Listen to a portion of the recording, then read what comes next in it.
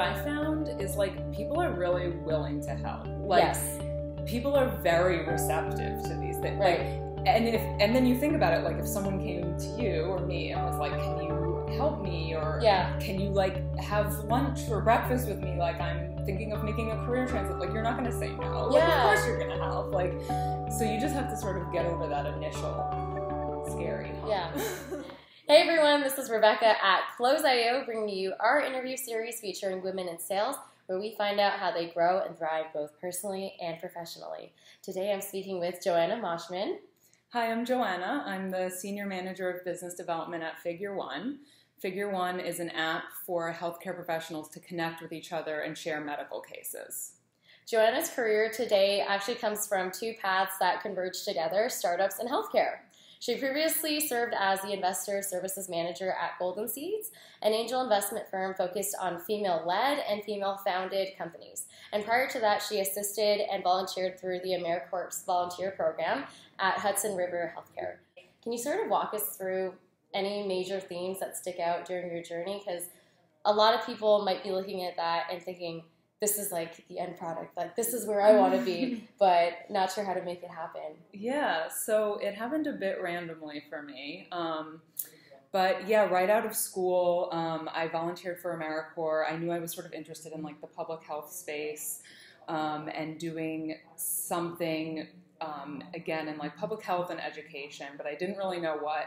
And so AmeriCorps is this opportunity where you can give a year of service, sort of volunteering, but you get to learn a lot from, you know, people within sort of nonprofits or service organizations. So I ended up doing that for a year, and we worked a lot with like the local high school, sort of teaching, you know, health education, and then I also did some like special event stuff when I was there. But then I knew, you know, I sort of wanted to change. I wanted to move into New York City. So I ended up leaving that position and was kind of looking for something new, but I didn't know what. And through a headhunter, ended up finding Golden Seeds. And I had no idea what angel investing was. When I first started, I took the interview. I was like, no idea what a startup is or what angel investing was. But I ended up being there for like 3.5 years, learned a ton, and it certainly piqued my interest in startups. So I knew when I left there I wanted to work at a startup, and I sort of knew that I wanted it to be healthcare related as well. What would you say was the biggest thing that you learned from each of these two experiences? So I think from Golden Seeds, so as you mentioned earlier, it's like women.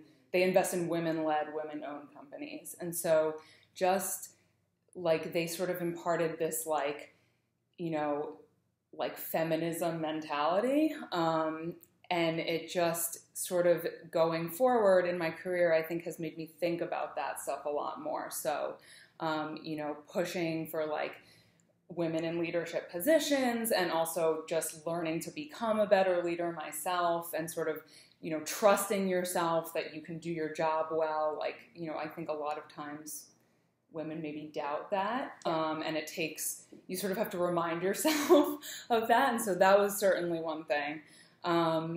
And yeah, I mean, I think doing the AmeriCorps program just made me realize that I was sort of interested in healthcare. I'm still particularly interested in public health, but just being able to sort of do those two things together at Figure One is lucky. What would you say, you know, promoting women in leadership and I guess like pushing for that in every stage of your career in terms of different communities, like what does that look like to you, and what do you value in that? Yeah, so I think the most important thing is diversity. So it's not just only women. It's diverse teams are really important. And so I found even like working on with women only, like that can be, you know, also not productive. And so I think diversity is really important. And so, you know, at Golden Seeds, they would look for a woman who owned a certain percentage of the company and had to hold a C-level position, but it didn't only have to be women at the company. And so I think, that's really important. I mean, we have 3 male founders at Figure One, but the company is like 50-50. Right. I have a boss who's a woman, and her boss is a man, and I, work with both of them. And so I think, the diversity aspect is really the most important thing. That's a great point. Yeah, and diversity isn't just based on one metric. So how did you get the job at Figure One? Yeah, so I left Golden Seeds. I knew, so I worked on the investor side there. And, it was interesting, but I would sort of see all these companies come in and pitch, and I found the startup side really interesting, and I didn't really get to work on that so much there. So I knew that I wanted to go work at a startup. I just felt like the environment would be right for me. Like, it's sort of really scrappy, and you don't have to do the same job over and over again. Yeah. Like, you're sort of, you're doing different things every day, and being creative and like really flexible, and I appreciate that. And I knew that I wanted it to be in healthcare. And so I ended up, it was like a random series of introductions, but one of the investors there introduced me to someone in Toronto who knew someone else who ran the incubator that Figure One started out of here. Yeah. So coming out of school, is this kind of what you envisioned for yourself, or did you have like a completely different game plan in uni? I think I had no idea what I wanted to do out of school, to be honest. Like, I went to a liberal arts school in upstate New York. I was a sociology major. I loved it. Like, I loved that major. Like, if I had to go back and do it again, I for sure would. But I don't think I had any idea what I wanted to do, which I think is fine. Yeah. Like, you figure it out. Like, I knew I was interested in public health, but didn't really know what that meant. Yeah. And then the AmeriCorps opportunity came up, and so that sort of like started this. I was sort of learning a lot and figuring out what I wanted to do from there. But yeah, coming out of school, I had no idea. Yeah. And that's okay for people who get, when you graduate, I feel like there's a lot of pressure. Like, people are asking you, like, what kind of jobs are you applying for? Yeah. Like, what are you interested in? And so you can feel a lot of pressure. Right. But you have time to figure it out. Yeah, and most of the time, everyone is just asking because they don't know as well. Nobody's out there to, like, judge you or interview on the spot. Yeah. So. Yeah, and also, I mean, my major was not something that is like business or something that was necessarily tangible. Yeah. So people are like, what do you do with a sociology major? Right. And you're like, I don't know. But it actually, I think what I really took away from it was it gets you to think in a certain way. Right. And so it really taught me how to like think critically and like write really well and like analyze things in a certain way, all of which are like, translatable or transferable to whatever your career is. Yeah, where do you find that that's most applicable? Like, is it when you're making decks or in face-to-face conversations with potential partners? Yeah, I mean, both of those things for sure. Like, I mean, a lot of my job now is, pitching potential clients. And so, just like we had to present a lot in my major and, write tons of like papers and stuff. And so, just being comfortable with like public speaking and stuff like that is really important. And also you just realize how important like writing well is, I think. Even if it's like something as simple as an email.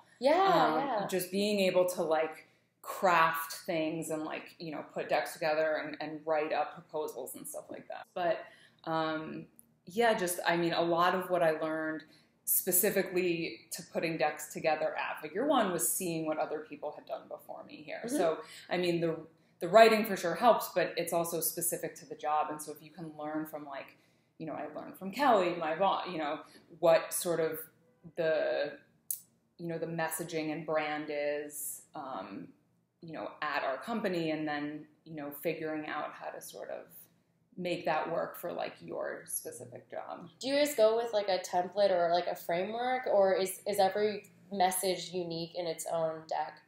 We have guidelines that we follow for sure. Like for our business pitches, like we'll all sort of work at it as a team at the beginning of the year to sort of plan that stuff out and like what is our messaging going to be this year? Like, as we grow, like, we want to sort of highlight new things and highlight key messages and stuff like that. And so we'll have sort of guidelines that we'll follow. But of course, you know, speaking to different clients and depending on like what the proposal's for, like certain things will change. But it's always sort of like key messages that, you know, we would want to incorporate. Were those group presentations or individual? This was a long time ago, so I have to try and remember. So a lot of them were individual. Like, I wrote a lot of papers, like in sociology. Like, I didn't really take a lot of tests. I mean, I did, but even the tests were like essay based. So, right. So it was a lot of like reading and then like, you know, writing papers, like analyzing certain like messages or whatever, like, you know, the theme of the class was or whatever. And then, we would, and then a lot of the classes were small, like it was a small school, and like a lot of my classes had like 20 people in them in my major. So it's sort of different than like a big university. And so a lot of the classes were sort of structured as like, you know, conversations among people and like saying what your opinion was. And so just being comfortable, like getting comfortable with like participating that way can be hard. Like, you know, maybe you don't always feel like you have something to contribute, or maybe you are afraid to say what you think in a certain, you know. And so just like getting comfortable with that was really helpful. And then, like I did like a thesis where we had to present and everything. So you joined Figure One, and like, how was that introduction made to you? Did you just, you said one of the investors, one intro after another, and was it you making that initial ask or a mentor that you reached out to? I think I asked, again, this was like 4 or 5 years ago, so I'm not remembering well. But I had asked the investor. I ended up getting introduced to the person who ran the incubator, and he had sort of talked to me about like 3 or 4 companies that the incubator worked with. And Figure One was one of the ones that stood out. And so I was like, these are the companies I want to talk to. Like, can you introduce me to them? And so he did. And so this was one of those companies. And that was almost exactly 4 years ago. So. Oh, awesome. Oh, that's amazing.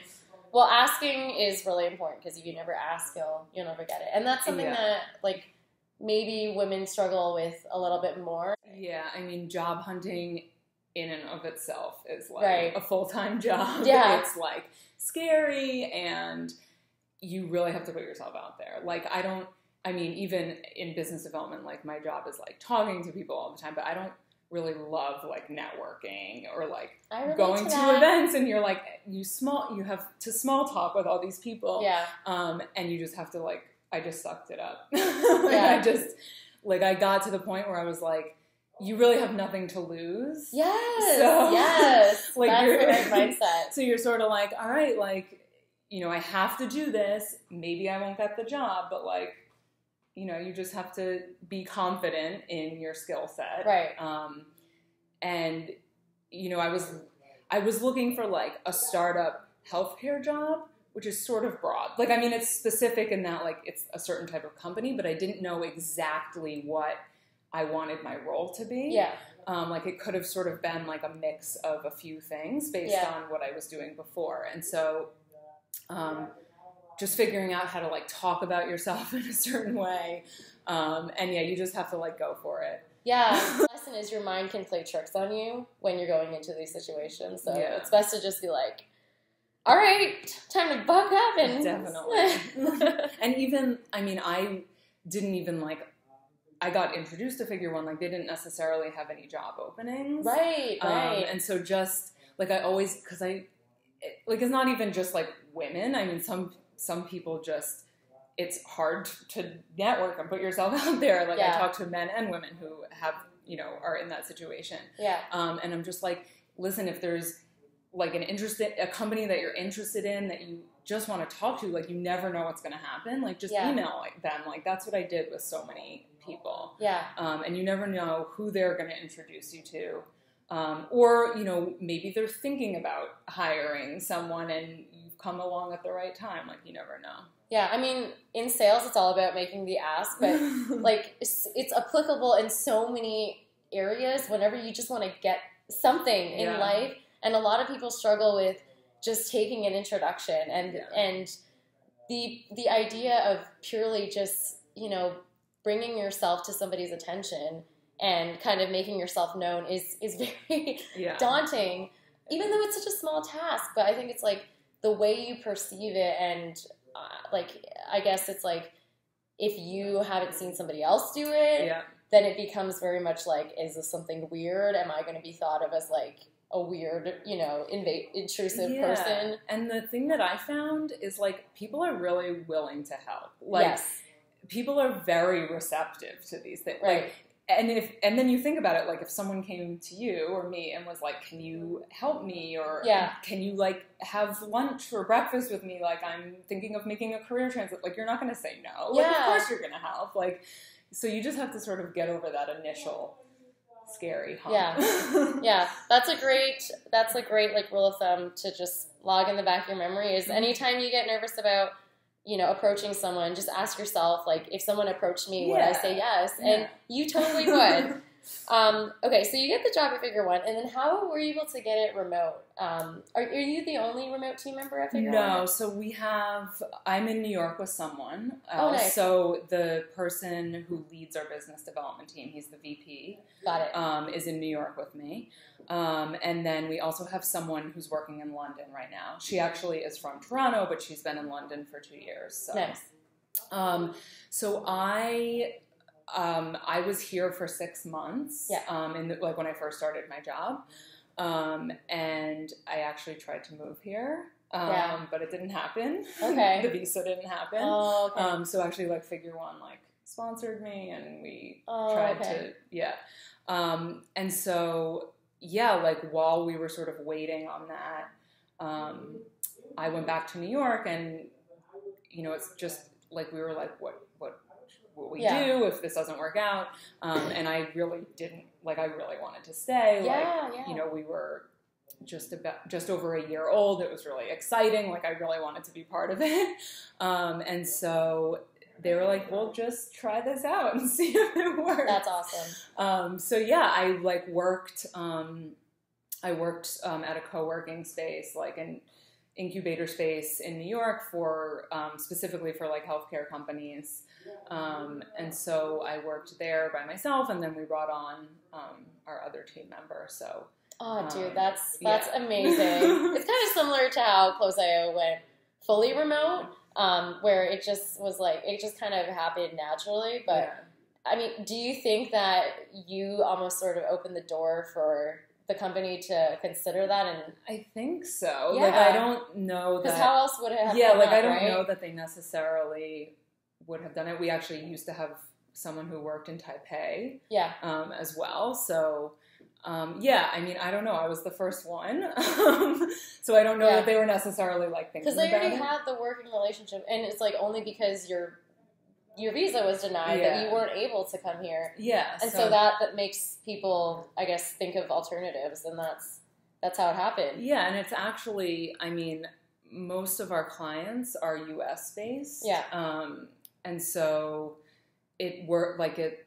Even at this point, doesn't even make sense for me to be in Toronto. Mm-hmm. Like, most of my job makes sense in New York, I think. So. No, it's a great place to be in New York.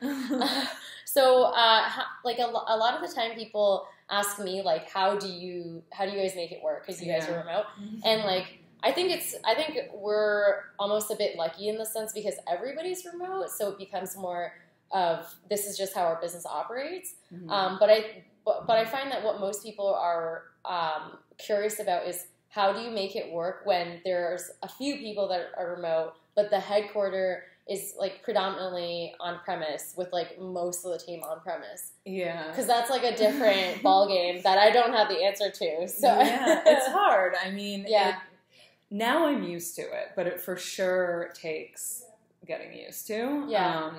Especially initially, you know, I had been here for 6 months. I went back. I was like, whoa, I'm by myself.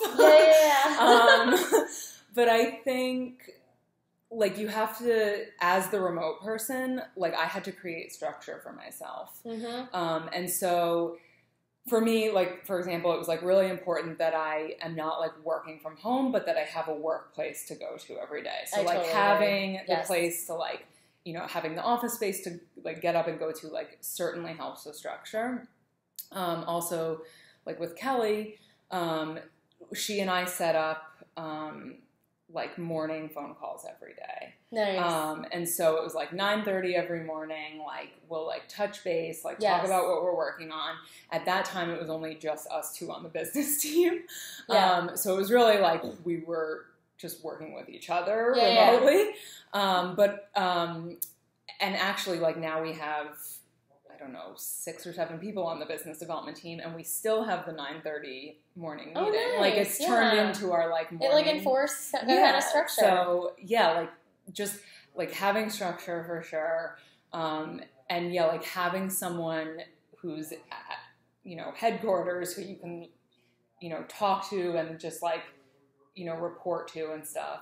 I think is helpful. It definitely took getting used to, like just having people like remember to like call you in for meetings if you're like the only person who's not there. Yeah.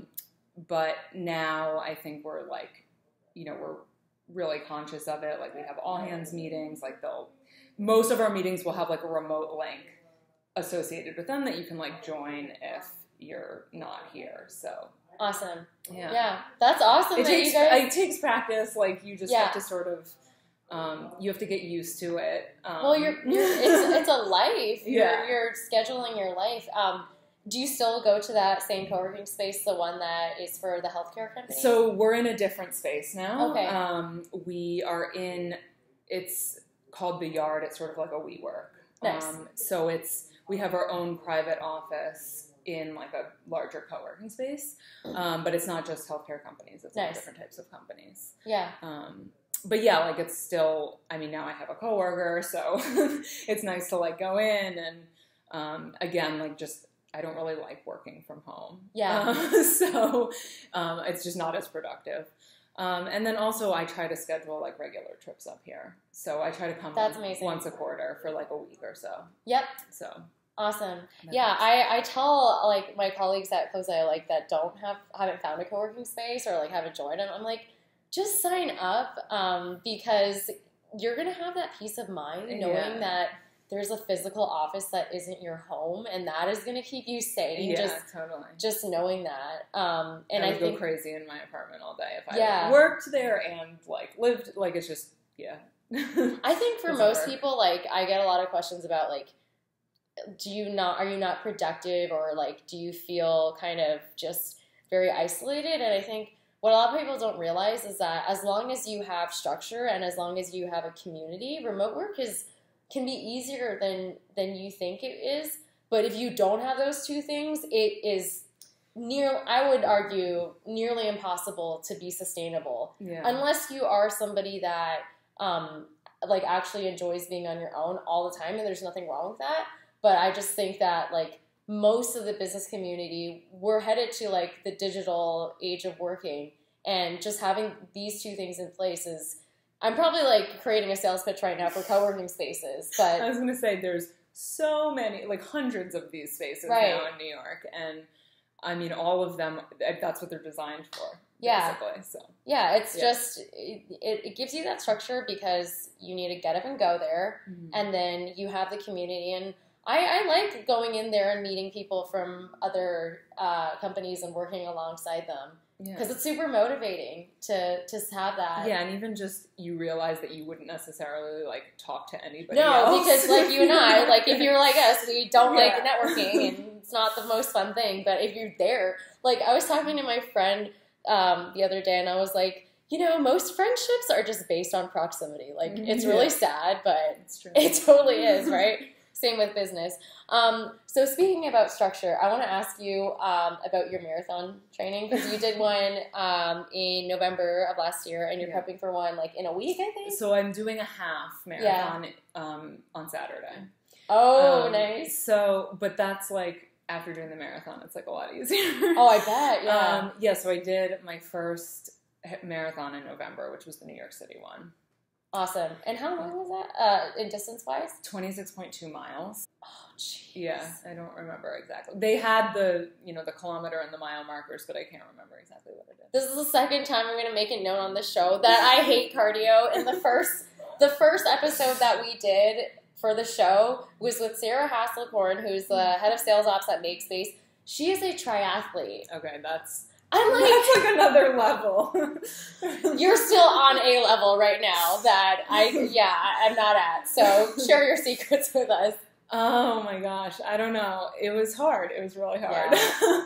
I'm really happy I did it. Yeah. It was probably one of the most, if not the most challenging thing I've ever done. I bet, yeah. Did you work with a trainer or a friend to... So I did, not a trainer, but, so I had been, I only started running maybe 6 years ago, just sort of casually, nothing crazy.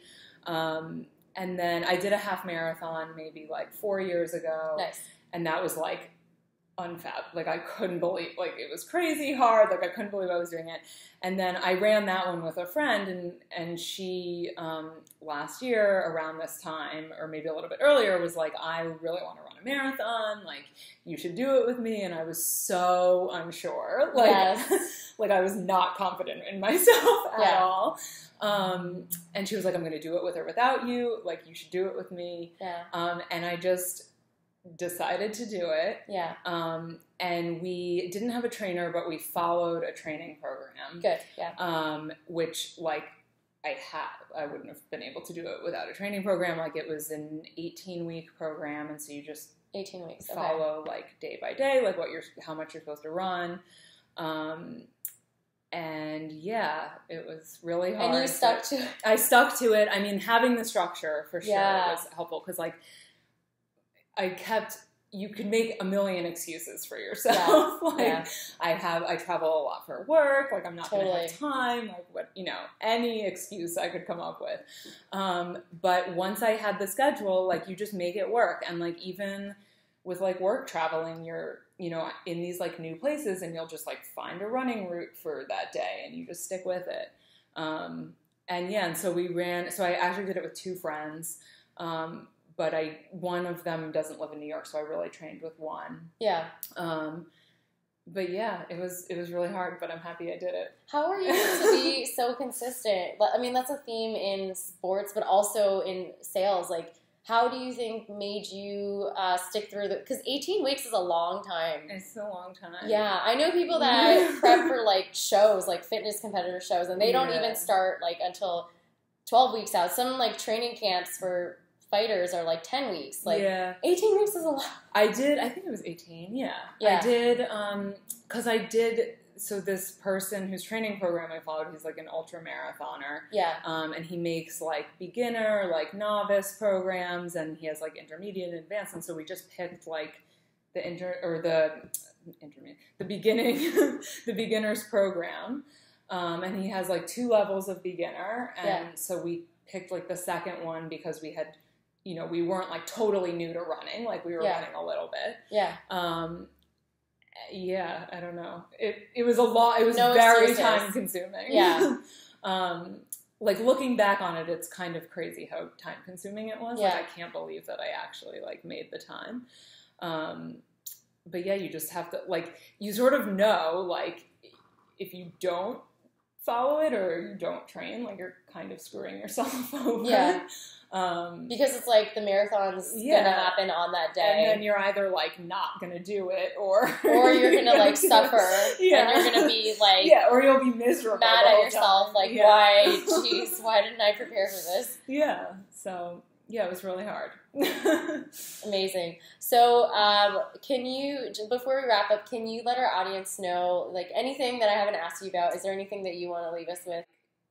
Along the same line, theme of the marathon, or just working in business development and sales,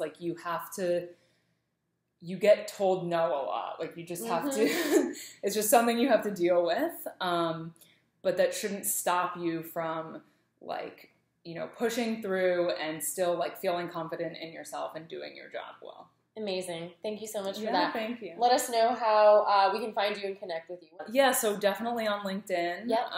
And then I'm also on Instagram at Joe Mosh. And I'm on Facebook too. Awesome. Great. Thank you. Hey, did you enjoy this episode? I'd love to hear your thoughts and suggestions. If you have questions that you'd like our guests to answer, or if you know of a woman in sales that we should feature, email me, Rebecca@close.io. That's with 1 B and 2 C's. And if you enjoyed this episode, got value out of it, got inspired, share it with a friend.